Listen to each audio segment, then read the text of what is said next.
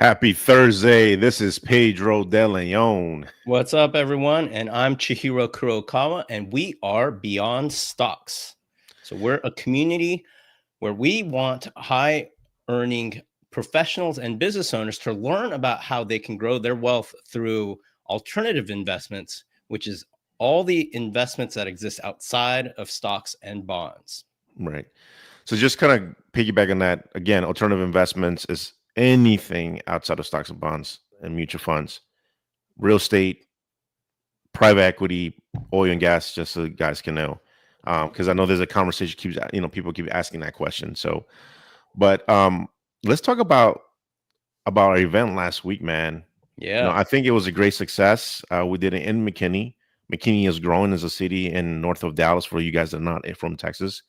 And man, I can say that the turnaround was pretty good, man. What are your thoughts on that, man? A lot of smiles. Yeah, and a lot of push-ups too, man. Tell them about the push-ups. What was that? Yeah, so the push-up competition started, I guess, last November. Alexia, she's an operator, business owner, and she's in bodybuilding, and she challenged Chris Barsnez, who's an SEC attorney, and said, "Hey, let's start doing more push-ups. Let's start doing push-ups. You can do the most." And that's how it started. And then last Thursday, right, we had our sponsor Adam Barr, who beat everyone at the push-up competition, which was funny, man. So, but yeah, it's something that it's not all about transactions or finance, but it's also about your health and just hanging around and chilling, so that's what we do, trying to keep it different. We're a very intimate group. And if you'd like to be part of this, let us know or sign up to our newsletter, which we'll put the banner pretty soon. But yeah, the networking. So the one thing that I got from this networking event is that, authenticity is really important. It's important to connect with people, learn more about them instead of just joining or attending an event that's just there to either raise money from investors or getting another lead, because this doesn't work that way. People really need to know who you are as a person before even cutting a big check, and it's important to keep that in mind wherever you're going, as far as any events that you're going to be attending to, because the moment that you start showing desperation that you need a lead or you need money for your deal, then it's just going to turn a lot of people off, and they're just probably not going to want to talk to you anymore. Yeah. So there is a wrong way to network, in other words. And so what you say is absolutely true, Pedro. It really resonates with me and hopefully resonates with all of our listeners, which is nobody likes to be in a networking environment and just be essentially pitched, right? It's a funny thing because underneath, the purpose of networking is to build business relationships, right?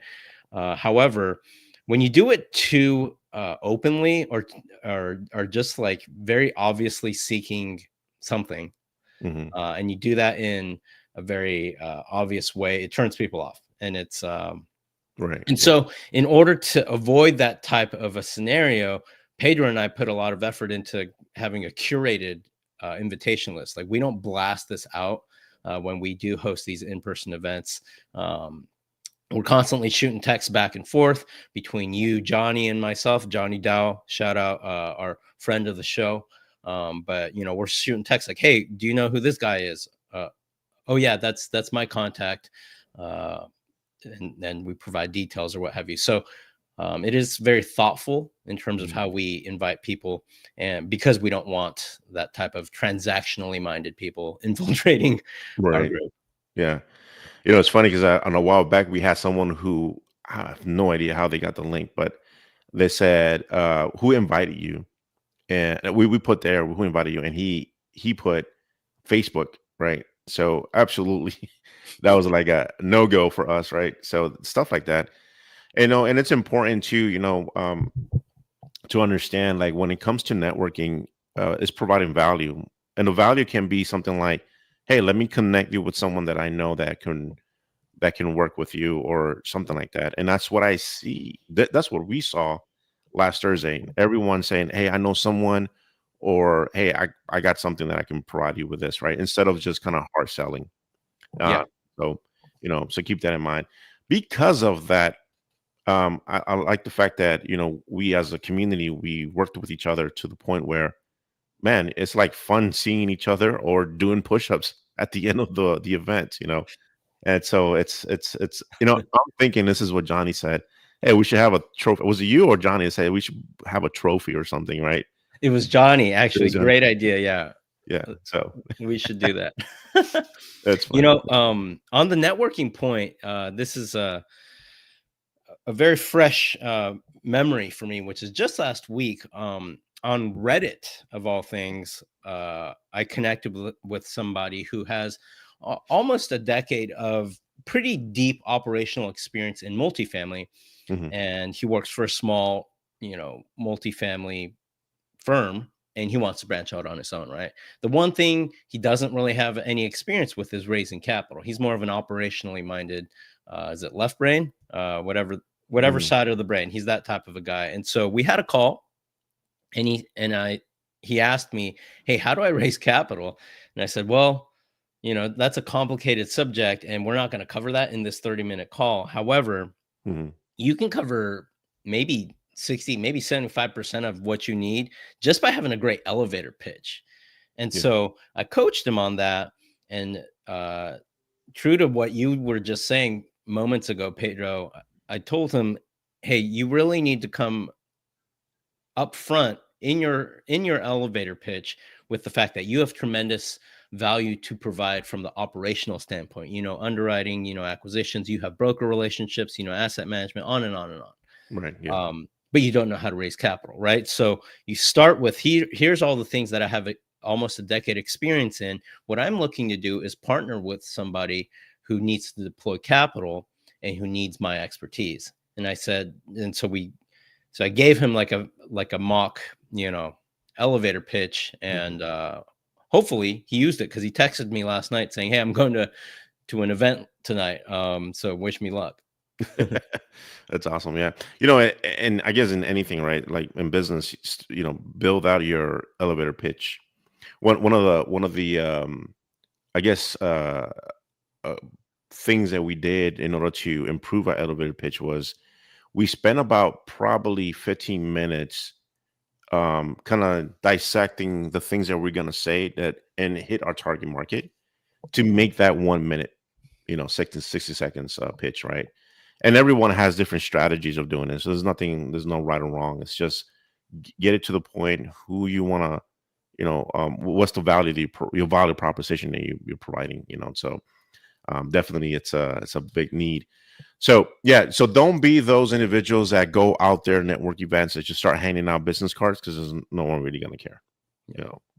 Yeah, so yeah, so now with networking events, there's a lot of deals, right? I'm gonna give a shout out to Jason Lafferty, who is in the RV park space. He's a developer, and he said, "Hey, I connected with someone that definitely is looking to work with me on the RV park space, right?" So it's kind of those things that the moment that you come in with value, then you're gonna find the ideal person to work with you, and that's important, right? So that's why I really enjoyed having these networking events, because of that reason. You're looking for capital raising, and that's kind of why we put there these events. But also, I connected with a gentleman who is a Marine veteran.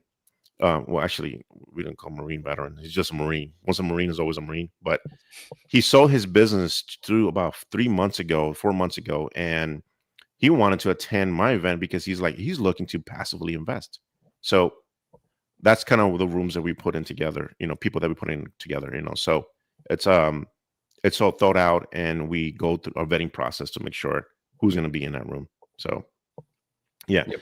So access to deals, right? So groups like ours, there's deal flow, and the beauty about having access to these deals is that if the deal goes south or someone is doing something that they're not supposed to, then we will know, and we will definitely X them out, right? Because we don't want people like that who are not that don't have core values and coming in with into that group, right? So that's kind of the opportunity in being part of our community as well. Yeah, I don't know. You want to chime in something on that? Yeah. So when it comes to deal making, like, so when you're raising capital or you're looking to deploy capital or you want to learn how to start investing in private offerings, Mhm. in alternative investments through private offerings, then attending networking events, conferences, and getting referrals, all of that is absolutely critical because these are it's right there in the name. They're private offerings. So Mhm. it's all relationship based in terms of how you find deals and how you get referrals. And it's difficult, if not impossible, to do that from behind a computer screen, Right. which is why networking is an enduring enduring phenomenon in the investment world. It has to happen. There's just limitations to other channels and methods when it comes to learning about and investing in and finding out about deals. Yeah. It's one of those, right? Like word of mouth too, as well. It's like if you're gonna invest with someone or someone asking you to invest with, it never fails. If you're in that group, you'd be like, "Hey, did you invest with that person before? What do you know about them?" Right? So you can ask these questions that everybody will either say, great or not. So um, that's the power of networking and being part of a community like this. Now, talking about community, man, you want to kind of chime in a little bit about our community that we're looking to do? Yeah. So we don't want to just provide education and discussion around alt investments. That's obviously our focus here with the show. Hmm. But Pedro and I have been, you and I have been talking a long time about like what's the best way to provide value to people, because there's a lot of people out there that just have no idea that they can allocate some of their capital towards these alternative investments and really chart a completely different course for themselves and their families and create legacies through investments outside of the traditional investment system. Hmm. And so the best way that you and I thought to do that was to start bringing case studies through a community that we're going to create. So we are on the verge of launching this community to bring to you so that you can get access to people who are doing deals, who are offering deals, and it will be an amazing way for you to learn about all the various different asset classes that exist that you can invest in. It'll be an amazing way for you to get familiar with alternative investing, what it is, how these deals are structured, um, the whole process and community around it, and eventually, uh, if and when you've learned enough and you've gotten confident and comfortable enough, maybe you'll even make an investment in something with an operator because of the education that you gained from attending these case study sessions. So, Right. yeah, Pedro, you and I have been working on this for some time. Yeah, absolutely. I do want to say this, right? We are focusing mostly on alts. It doesn't mean it's like the end all be all type of investments, right? So that's a disclaimer for us. I do recommend that you guys still sort out for a financial advisor. And this is just me being picky, but focus on someone who's actually have invested in building a portfolio themselves, and also understand a bit of alternative investments. It could be something like how to read a private placement, as an example.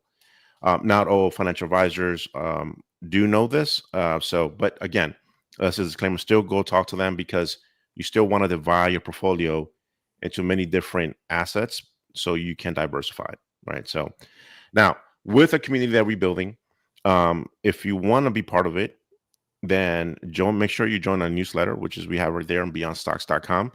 And we'll be making an announcement pretty soon and when we are going to be launching it. So case studies every month is going to be different. We're going to be bringing some guest speakers that's going to go kind of more in depth about the deals that they have, and also the deals that they've been through and what to learn about any failed deals that they have in the past, right? So that's kind of where we're looking to provide.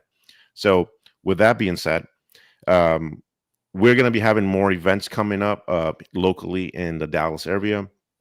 We're planning on a self storage investing workshop that one of our partners is looking to work with us, and I think is phenomenal because as you guys may know, that here in DFW and in also other cities, multifamily is like a big deal, but a lot of people are looking to move their capital into different asset classes within the real estate industry. So I think self-storage is definitely a good one. And eventually we're going to be having our friend Jason Lafferty to talk about RV parks. Talk about RV parks. I read somewhere, I don't remember who posted this. It was on LinkedIn or Facebook, but they said that, affordable housing is very tough right now. And the last solution is like RV parks or mobile park homes or something like that, so it's happening, and unfortunately it's becoming difficult for a lot of people to afford, but it's definitely an opportunity for investors to look into as well, so they can at least get some revenue coming in every month, right, from these type of investments. So yeah, absolutely. So other than that, join our newsletter. If you have any questions, when it comes, I want to add this because I just got on a call, and it's funny because you mentioned about capital raising, but someone just called me about asking about raising capital. Like, how can I go by doing this? I'm a good operator as well. He is in the construction world as well. If you're interested to understand how to raise capital, let us know.